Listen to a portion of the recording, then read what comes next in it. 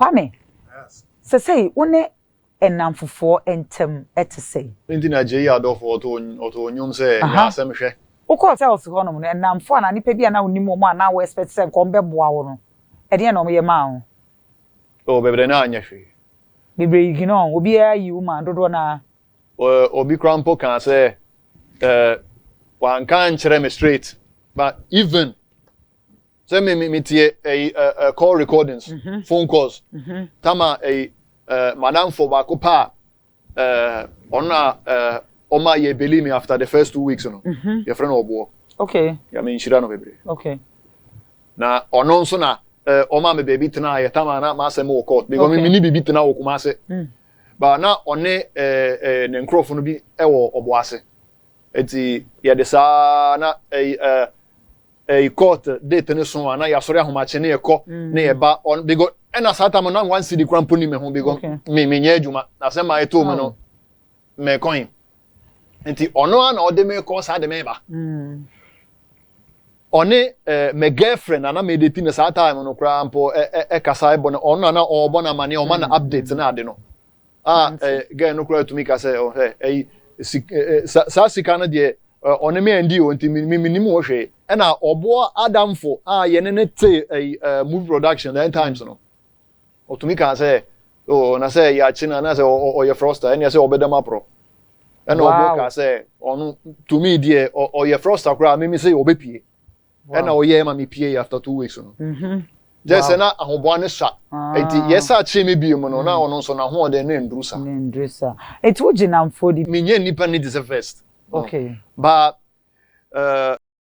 encrophobia wo ho a still unje omundi sa because nipa so to me form okay but utumi je na dwempa no di like ne good intentions utumi je ne di say o wa dwempa ma wo but still men fa wani into so 100% say the why na adwen so obeye ama wo no obeye because ono so won a limit te ebia onyaya aka no nko anka obeye okay but ebia na limit no e ma na sa kwan ye ho sa we adwuma wo TV station be na oso unji ni pandi no e de na akọ ho no na wan na de ukọ ho adwuma na de bebre na links okay unimo bi ono so nimo bi ono so nimo bi o say oh assume se me pen number pa mpese me ne yesi na ebia waje phone number na wa frɛ me say adwuma bebre na un say ye field aye wo mo most of the work you know is about connections ba kwa me wo san gina baby esan ka say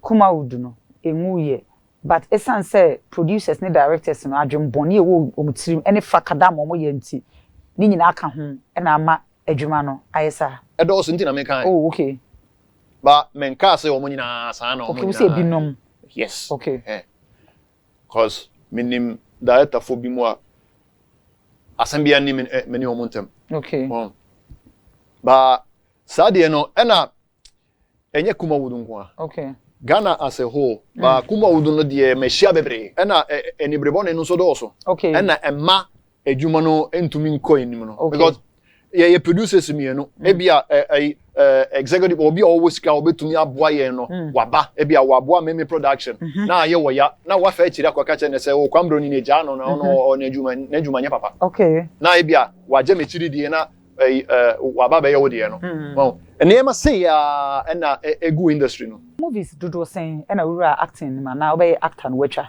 I can't tell uncountable no men can say uncountable like okay how many industry for how many years since 2009 since 2009 a popular movie movie ben famous movie as a movie ben dey out oba started you know beginning the series okay that was Choco Trotro and Baba and Shushai Choco Trotro so nti me twa bi da hu me da wo kai me yes okay Woyalo Trotro okay Ansana Accra Life na Adum TV so oh okay and then 2 movies bia no so yi me pie pa no Ghana Galam say na Teacher Banza oh okay Teacher Banza mene tuna na Teacher Banza na lewen wana na Teacher Banza wo mu no nanama oh okay nti na wo play role ben wo na me yeniku wow ba me ankasa no na That's na me kind of about on no odi anim. Actresses for no.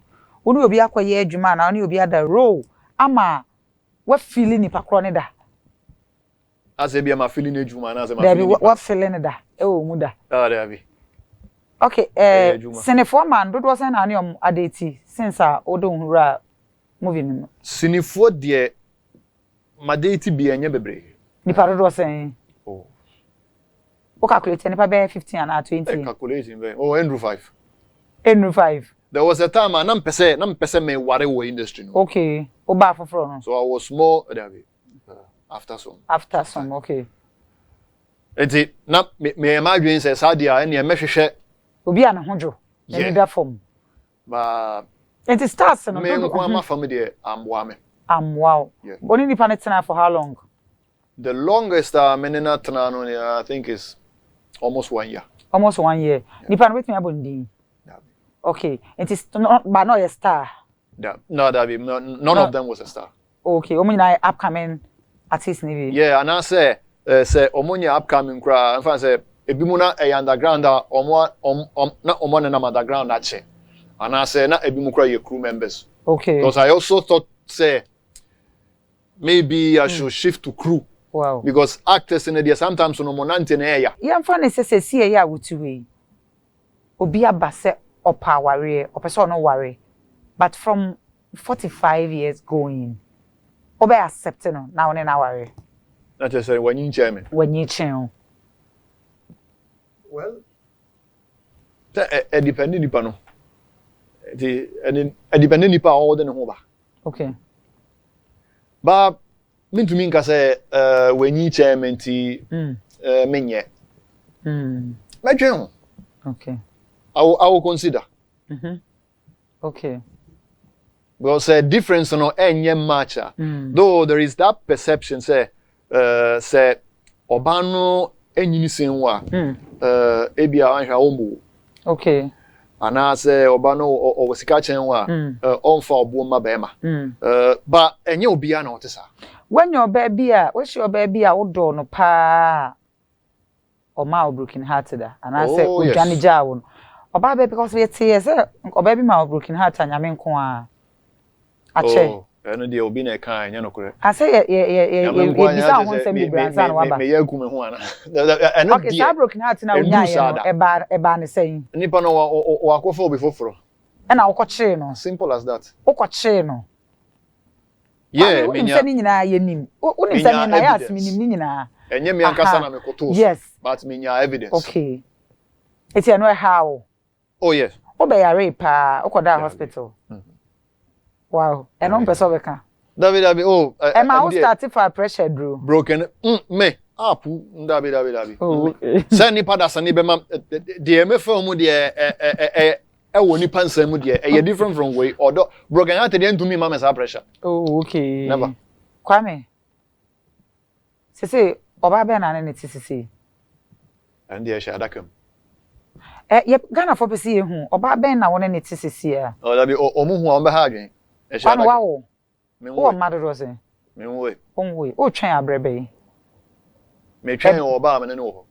Sese unyine uko 45 years. Yes. Awona na emma because ka ba Ghana ka ba na wa wo be 10. Obi kura ka chem se o ma be 4 na me se no me nji ndida.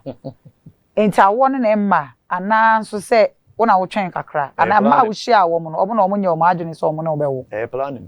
Planning wo ho. Ti o twen brebe na be planning. Me ware a. O ware anti yen hwe wanim da be na be ware. Yen hwe. Me nya ya ga this year kran ka me ware. But when you do obi so apese one ne ware. Oh yes. Enti enche. E ka me nko ade enche. Say obaya when da ne so matena for how long? How many years ni? Enche bia sa. But even say roughly e 1 year. Sa ba no do no. When je no ho. E chena ma she date mo ba be ware. Ade e be chena be ko no obi da no so ene ne da. Obekọ ne na ware. Yapon. Mapon. Yapon. Nice doing business. I'll slap Patrick Bremley and wrap it up. Nice doing business with you. Nayas.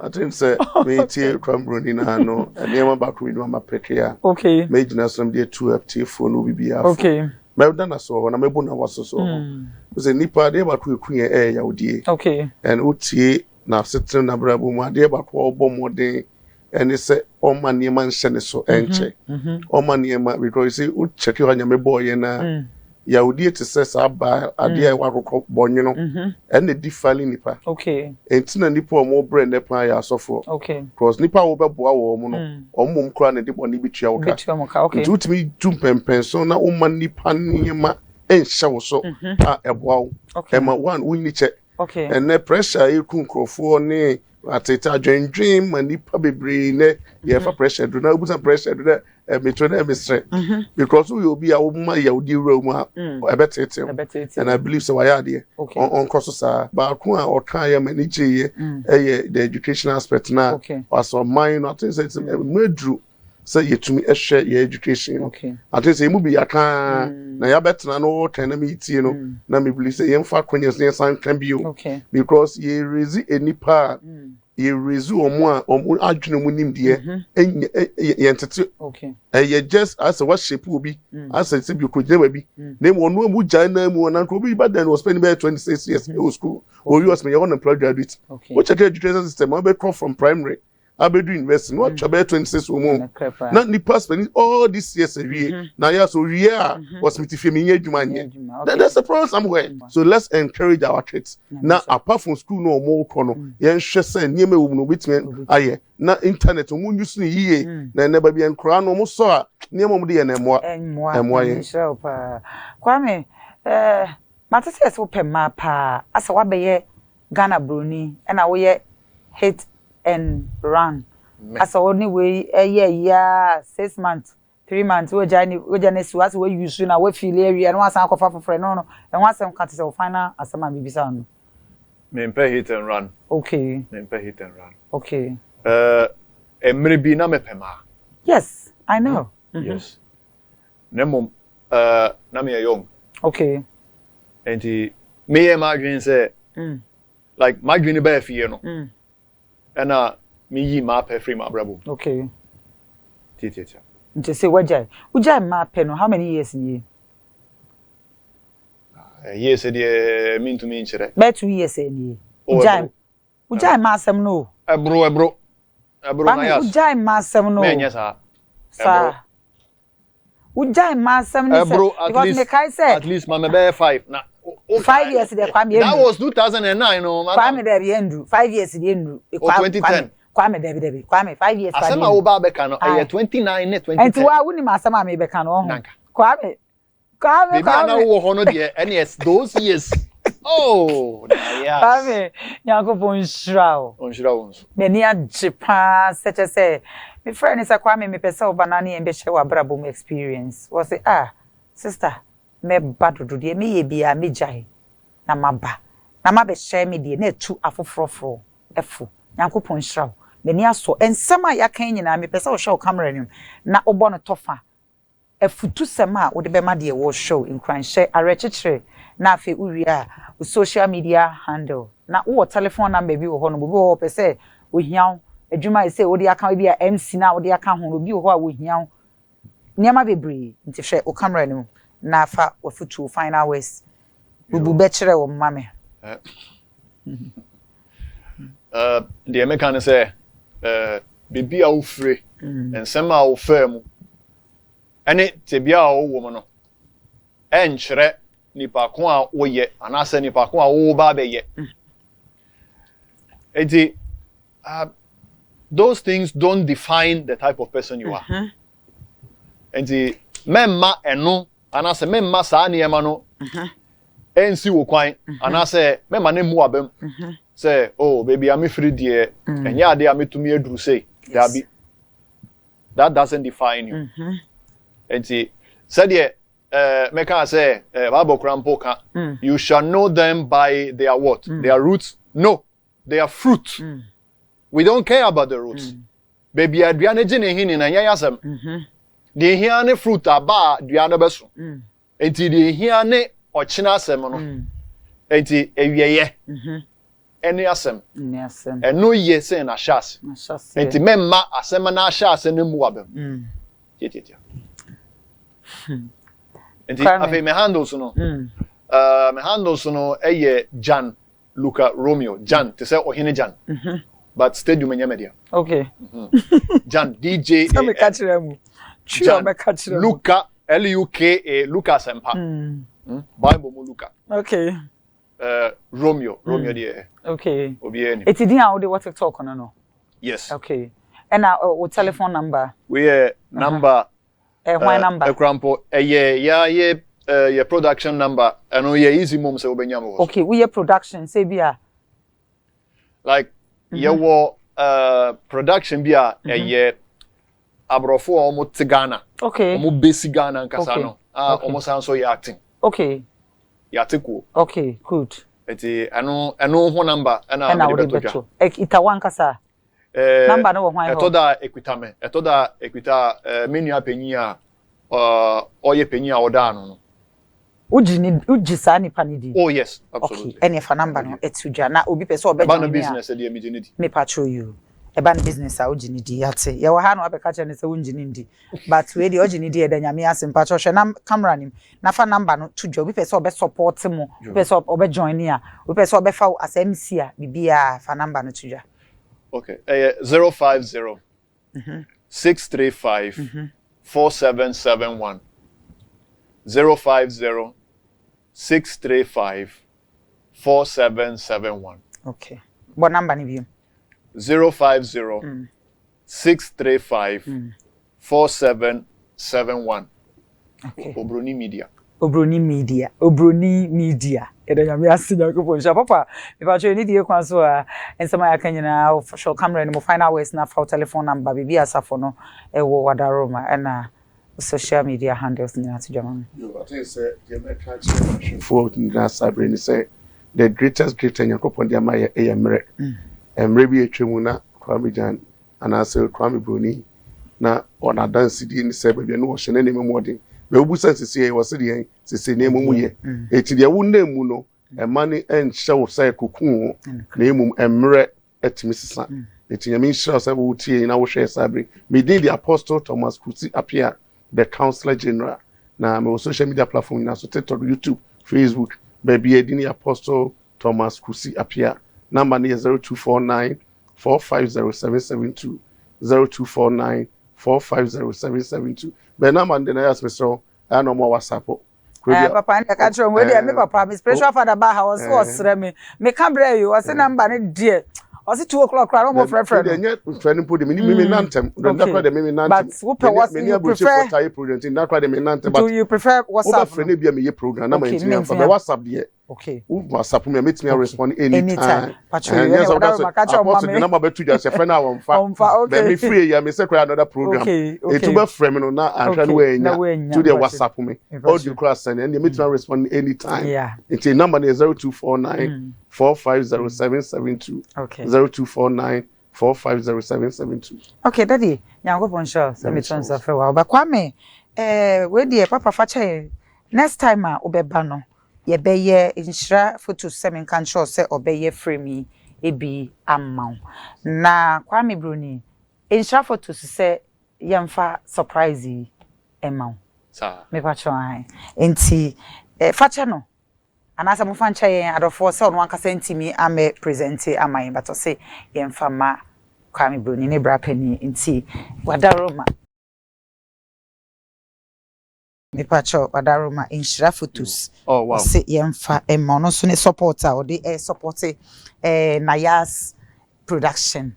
Nyankopon won share no pa experiences in live production nti inshira photos na chese efe pa na u photo konya wo hemfa eya me wanwa ade efe pa in fact Apostle me pacho hwe efe pa chese eya me wanwa ai nti inshira photos nyame unshira nti abusanfo ai me pamocho eni ti ba bibia wo bia se ba ne frame dia inshira photos was don't go there just enko bia ai nti mo amosha we nyina Kwame Broni odia show camera ni na ka twi ba ko kire na dana semam why